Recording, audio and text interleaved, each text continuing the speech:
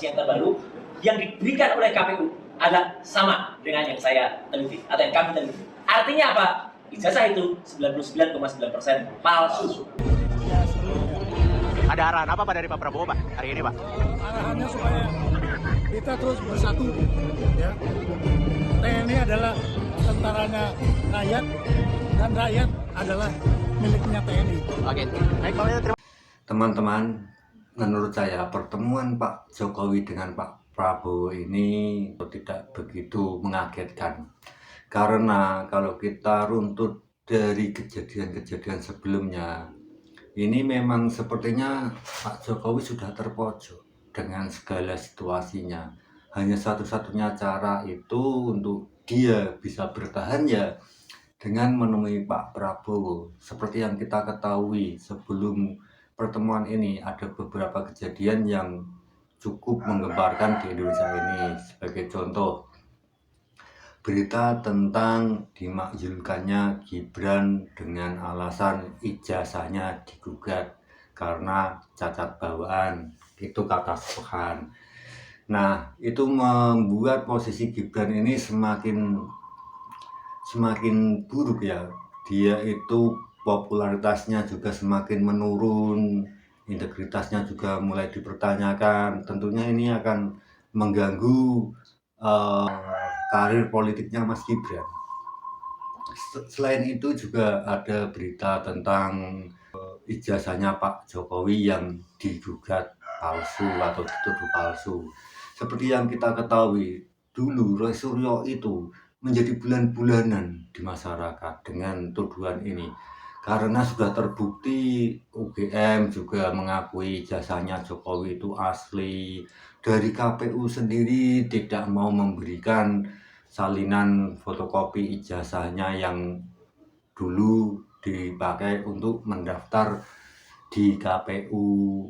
Jadi banyak sekali itu Roy Suryo itu mengalami masalah-masalah atau kemajuan dia dalam menganalisis ijazahnya Jokowi, sehingga masyarakat itu tidak banyak yang percaya dengan Roy Suryo, bahkan mencemooh Roy Suryo CS itu dulu. Tetapi akhir-akhir ini ada kemajuan yang sangat bagus ya kalau saya lihat, dari keterbukaannya KPU memberikan salinan ijazah Pak Jokowi waktu mencalon dulu. Itu menurut saya itu kemajuan yang sangat hebat, karena analisanya itu kan kalau lewat dari fotokopi salinan yang dipakai untuk melamar presiden dulu, itu artinya kan udah valid bahwa itu ijazah yang dipunyai Pak Jokowi, walaupun itu cuman legalisir fotokopiannya saja. Nah, itu kan membuat Pak Jokowi cukup terdesak kalau udah ketemu itu. Padahal kalau dulu itu kan KPU seolah-olah berusaha sekali untuk menutup-nutupi hal itu. Tetapi sekarang udah beda. Nah, selain itu ada Pak Purbaya. Pak Purbaya itu cukup mengerikan juga dia. Dia itu menyerang berbagai BUMN, bahkan menteri-menteri yang dulunya itu dekat dengan Jokowi. Contoh sederhananya itu Menteri ESDM Bahlil, itu juga udah disenggol sama Pak Purbaya. Dia itu membocorkan berapa harga LPG yang sesungguhnya, yaitu sekitar 30-40 ribu, yang harus disubsidi pemerintah itu sekitar 30 ribuan karena harga aslinya itu 12.500, tetapi di masyarakat sampai harga 20 ribuan lebih. Selain ESDM tadi, itu juga BUMN seperti Pertamina itu juga disenggol juga sama Pak Purbaya, hingga kemarin ada kejadian kebakaran kan. Itu kan juga cukup aneh. Kenapa baru saja Pak Purbaya ini menyenggol Pertamina terus terjadinya kebakaran? Apakah itu ada sabotase? Ya nanti kita akan tahu kalau sudah ada beritanya ya. Tetapi kalau keyakinan saya ya mungkin seperti itu. Selain itu, di dalam BUMN ini kita kan tahu bahwa banyak sekali relawan Jokowi itu dijadikan komisaris, bahkan dirut di BUMN Indonesia. Nah, dengan disenggolnya Menteri BUMN ini, Pak Menteri Purbaya ini mungkin membuat Jokowi juga menjadi sedikit lemah, karena kita kan tahu sokongan dia kan juga dari para relawan-relawan yang dia taruh di BUMN ini. Nah, yang lebih gongnya lagi itu masalah MBG.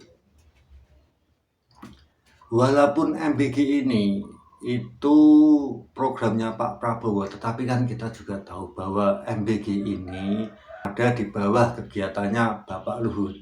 Kita kan tahu siapa Bapak Luhut. Dari zamannya Jokowi pertama kali menjadi presiden, Bapak Luhut ini menjadi salah satu orang kepercayaan Pak Jokowi. Hingga kalau ada apa-apa itu yang turun Pak Luhut sendiri. Bahkan dia itu pernah dijuluki Perdana Menterinya Jokowi itu. Kalau rakyat dulu kan sindirannya seperti itu. Tetapi kemarin waktu disenggol Pak Purbaya juga dia langsung sepertinya itu agak bingung juga. Dia langsung mengawasi anak buahnya agar penyerapan dana di MBG itu menjadi bagus dan sehingga tidak perlu ditarik oleh Bapak Purbaya. Wah, dan tentunya dengan kejadian itu semua kita kan tahu saat ini Jokowi itu benar-benar terpojok. Kabinetnya yang tersisa atau orang-orangnya yang tersisa di kabinet itu sudah disenggolin semua oleh Bapak Purbaya. Dan apalagi kasusnya ijazahnya juga udah mulai ada kemajuan. Seperti Roy Suryo sudah menjelaskan dapat salinan ijazah dari KPU yang asli dan itu pun ternyata sesuai dengan ijazah yang dia analisis.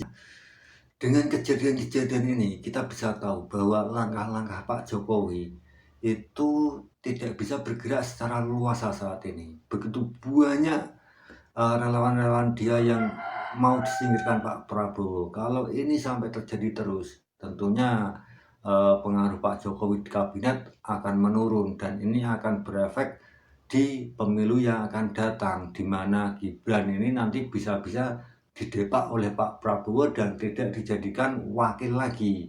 Kita kan tahu kemarin sampai Pak Jokowi itu menyuruh relawannya itu untuk mendukung Pak Prabowo Gibran 2 periode. Tentunya ini juga menjadi suatu pertanyaan yang cukup aneh. Baru 1 tahun kerja belum selesai, udah minta 2 periode. Kalau nggak ada apa-apa, nggak mungkin dia itu sampai mengatakan seperti itu.